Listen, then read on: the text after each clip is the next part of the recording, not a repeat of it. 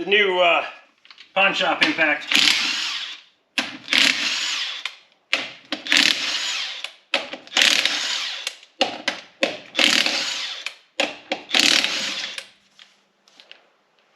No issues.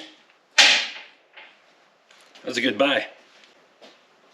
Oh, we are getting thin. I'm not getting thin anytime soon. Check this out. I knew it needed brakes when we put the tires on it, and I ordered some parts so we'd have them on hand, but there is little to nothing left of those brake pads, so hopefully the calipers will push back. We'll get this thing fixed up.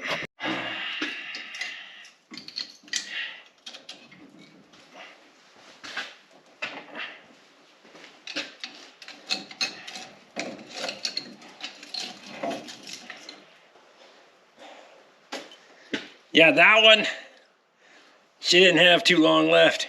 Plus you can see the pad lining is starting to deteriorate. This one here,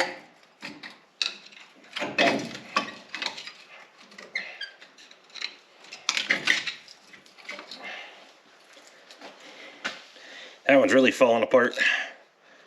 That should be pad lining all the way out here, just crumbling away. The nice thing is, we'll get to the caliper in a second. Look at that, 267,000 miles. The rotor actually slid off of the hub. I like that. Just a random used brake pad that I have laying around because I don't want to deal with that clip that was in there. Caliper compressor. This one's well used, but you get the idea.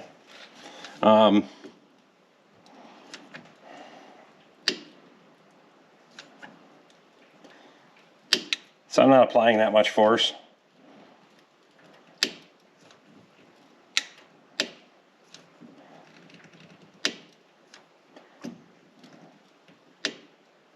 Go slow.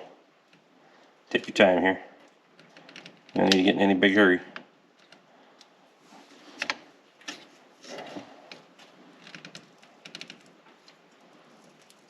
Sometimes you'll come up short and it'll get like, yeah, just down to the last part of the caliper and it sticks because it hasn't, that piston hasn't been returned in forever.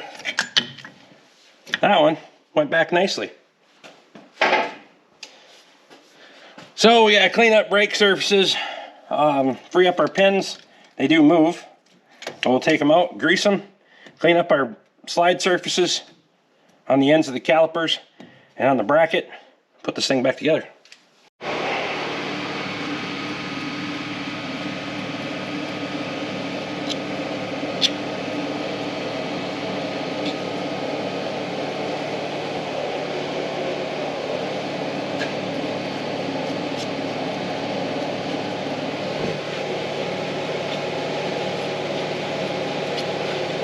So we cleaned the hub face with the die grinder, polished that all down.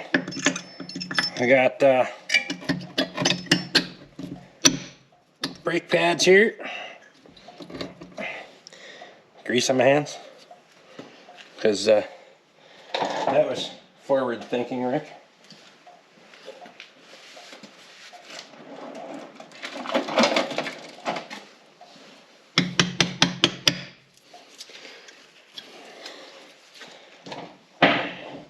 I just wanted to make sure that brake pad was going to seat into the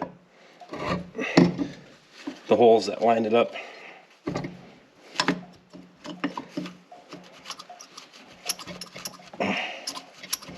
Oh, come on. So the pad, ears on it back here, we got to take out a little, clean that material out a little bit so that there's enough room for these to fit. I suppose that's built up a little bit over the years. Well,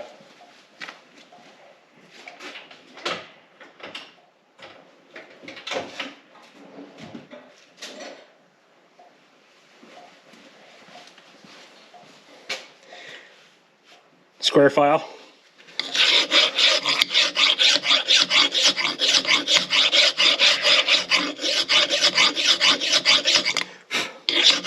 In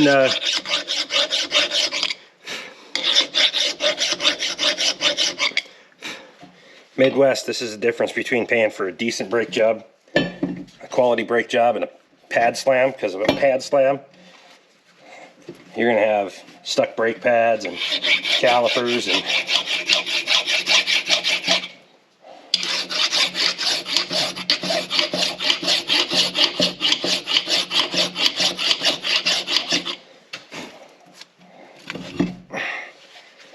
always make sure your stuff clearances, fits, moves, things like that.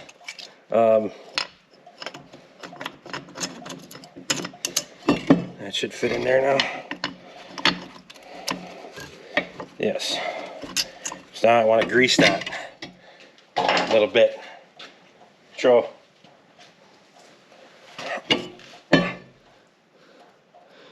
just a smidge, you ain't gotta get crazy. You just need a little film, that's why I use this little brush. It's a little, it's a brush for putting on flux if you're soldering. So for the plumbers out there, yeah, I'm using your stuff. You're welcome. Now there's a spring clip that we gotta depress to get that in there.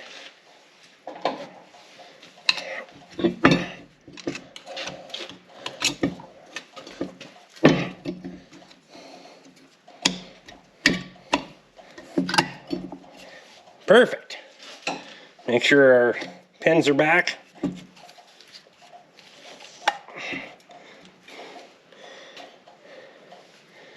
Make sure our anti-rattle clip is seated there. Let me go ahead and slide this thing on.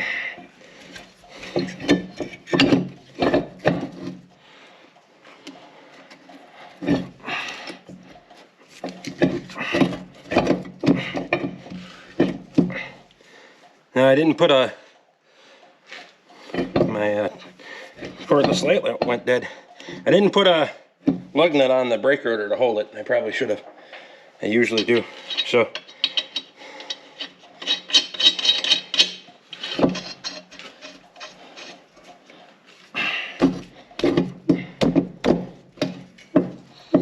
I'm sure what our issue is here. We have our pad not popped in all the way. That could be the case. Seems like we're a little bit narrow somewhere. I think my anti-rattle clip is hung up. Yep.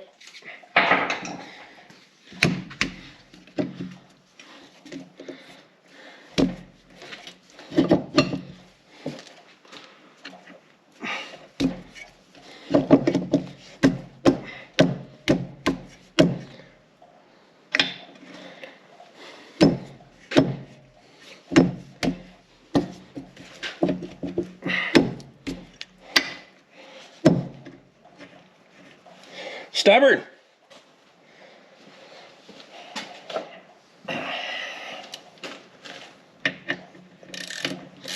Of course, got you on video. Doesn't want to just slide on there and cooperate like it's supposed to.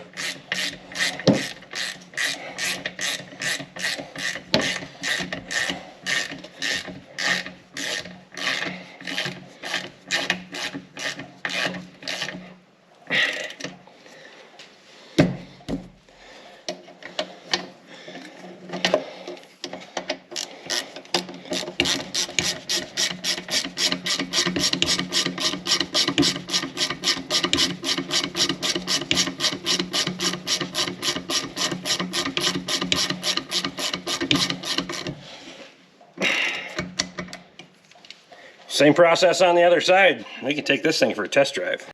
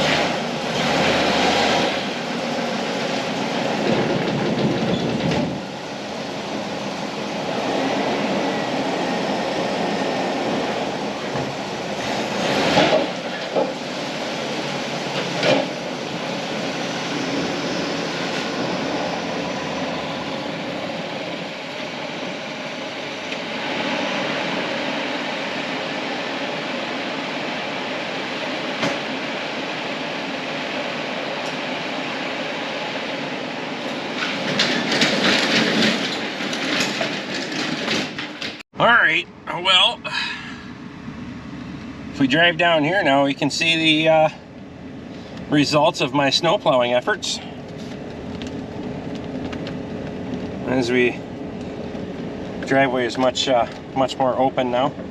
I probably could have put the bucket down and made a couple of passes to smooth it out real nice, but whatever. It's way better than it was. We have misfire data pulled up on the scan tool, so we can take this thing out and drive it and just see how she handles, how she acts, and all that. One thing I want to make sure I don't have a transmission issue or a fuel pressure problem.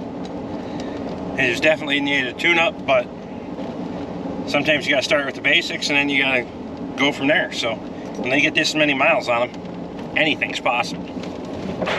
After the tune-up and the test drive, this thing's still got a little bit of a surging problem, so we are going to go ahead and throw a fuel pressure gauge on it and see what that's all about. But first, before it gets all dark on me, I'm going to go up here and see if the excavator will start today. I got to shred bales again. I'm not going to bore you with that in another video right now, but we're going to see if she'll start today. It's 20 degrees, has not been plugged in. This one does have a heater in it. I need to put one in the Kubota one of these days. So we'll throttle, turn our interrupter off.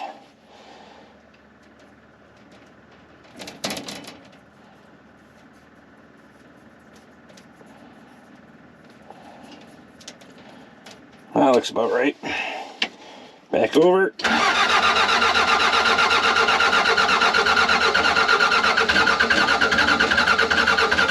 Come on, girl.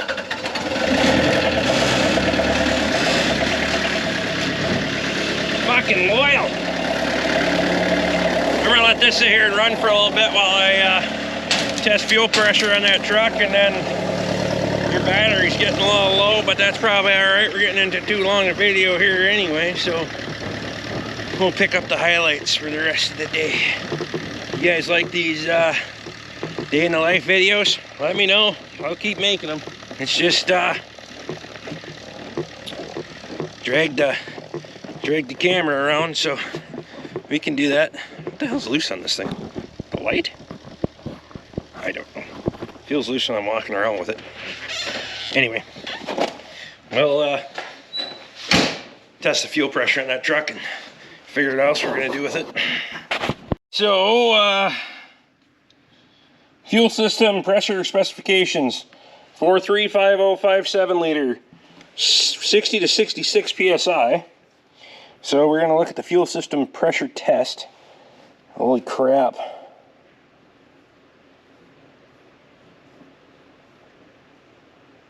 That's involved.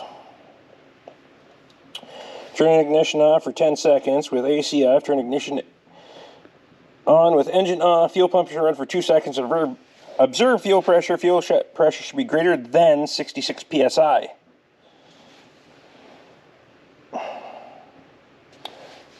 For CSI, for SFI system, go to the next step. That should be greater than 62 psi. So if we walk out here,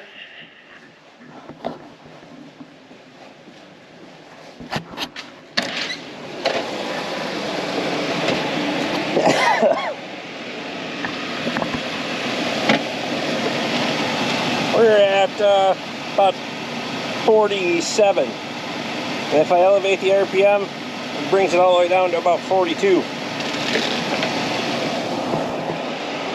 That won't work. Guess I gotta find a fuel pump for it. On to the next one. So I'm gonna call for a fuel pump on that while I go feed the cattle. I'm gonna leave the fuel pressure gauge on just to make sure we don't have an injector that's leaking down as well.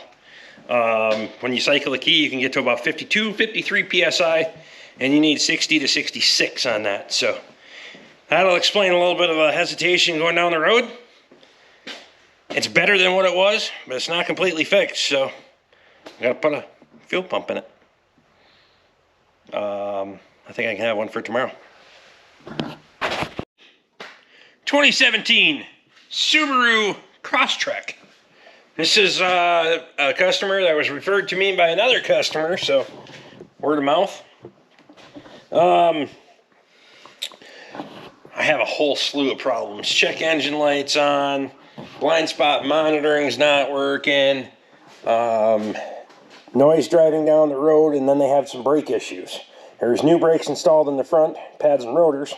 Back, they turned the rotors and slammed some new pads in it. So I'm a little confused on the how this happened here, but if we look at these rotors, I'm about certain that those things never got turned. And if they did, they didn't have a very good bit to do it. Those should have absolutely been replaced. Noise, that's pretty apparent. The other side, pretty much the same way, just not quite as bad. That one, maybe it was done. Now, if you look close in there, pad's not installed correctly. I can tell you that for absolute certainty. That little peg sitting underneath the caliper, that don't go there. Well, good Saturday morning. It's about 20 after 7. 2001 Chevy 1500. 6.0 in this one? Just got the big bad 6.0? 5.3. I thought this one, the other one's got a 6.0 in it. Anyway, 320,000 rounds on this thing. We're slamming the power steering pump in it. I already put the blend door actuator in it last night. Not a lot to see there. A couple of screws, electrical connector. But I have to run off to town. We got to run some errands. So let's get it. Oh, windshield's a little frosty. Oh, that's all right.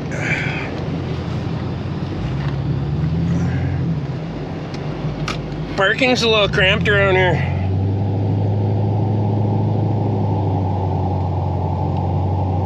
It's almost like somebody runs an automotive repair business out of this place.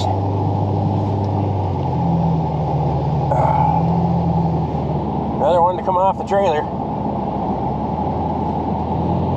That's where you're going, Rick.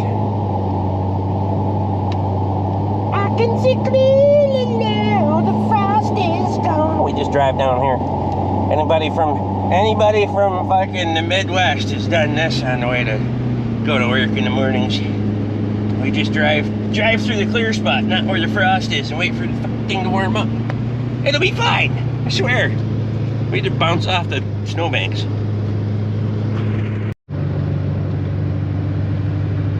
Alright, we're westbound out of Carrick.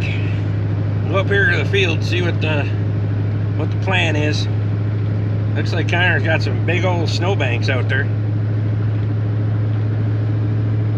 Let's see what he's got.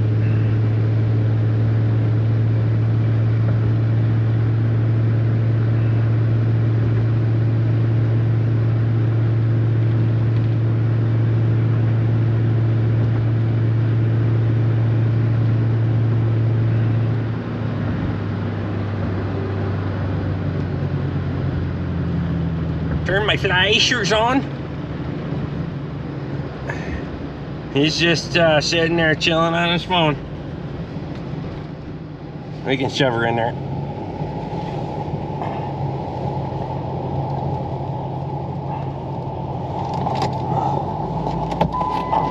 Did you get it? Huh? Did you get it? I think so. I hope so. And I even filmed some. Hey, I'll even make a good turnaround. Huh? So that even make a good turnaround. Yeah.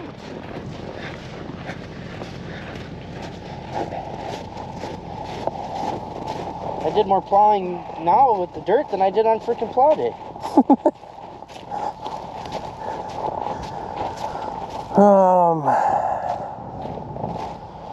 Yeah, it's a log roll out there.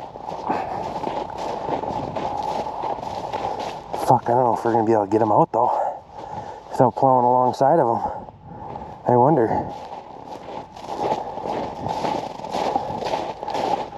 Well, I think what we'll do is we'll take the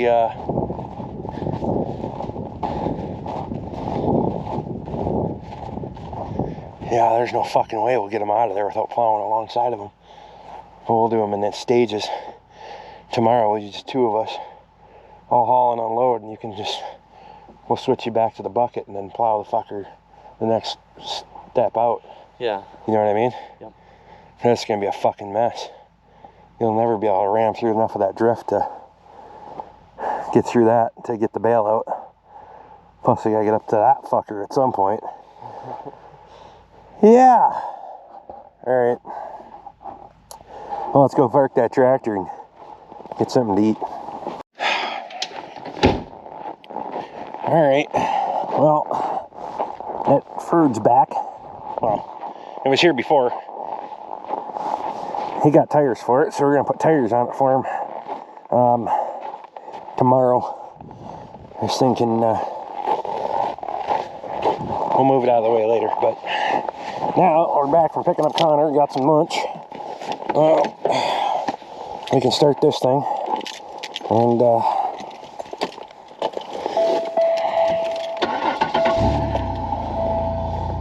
she's mint. I don't know where I want to put this.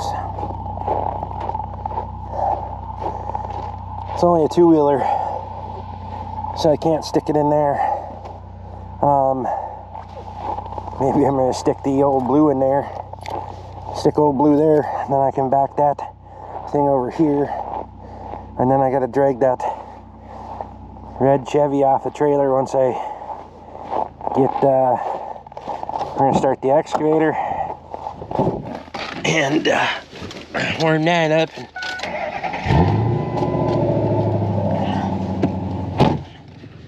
We'll drag that red Chevy off the trailer and put it somewhere. I'm just not sure where. The workload around here is becoming ever increasing.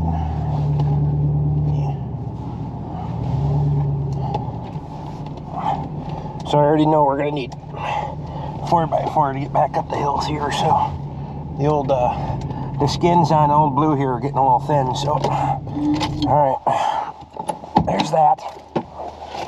Okay, let's go. Move this. We can beach that up there. Should pull itself out of that hole. Oh yeah. 6'4", 250 on her. Nice. Get her done.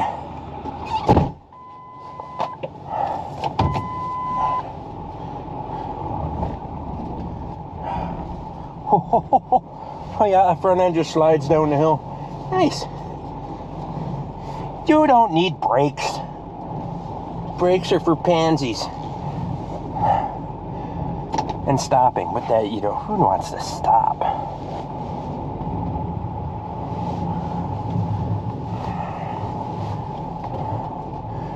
Oh, that'll work. Okay, that one's done. Oh.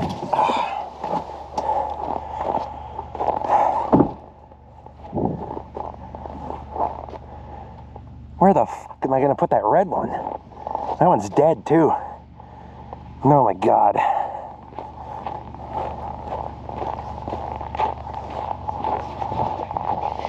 Alright.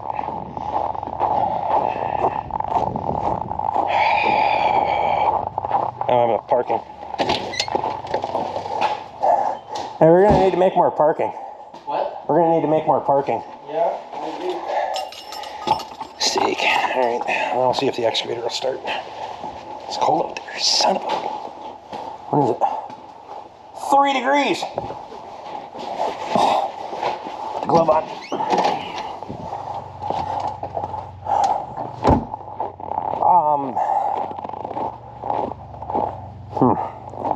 I'm not sure what we're gonna do to the Chevy yet, but we'll start this first.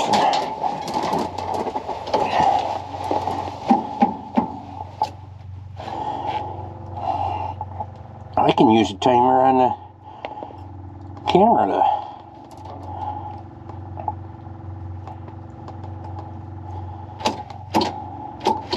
well, that way. Oh.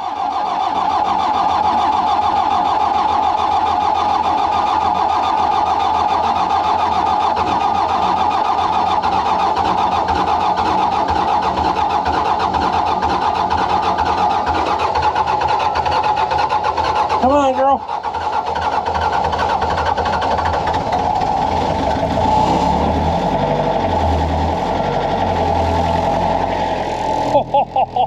Good thing she's got a good battery in her, eh? Perfect. All right, I'll figure out the game plan and then we'll bring you back and tell you what the game plan is, right up until I change what the game plan is.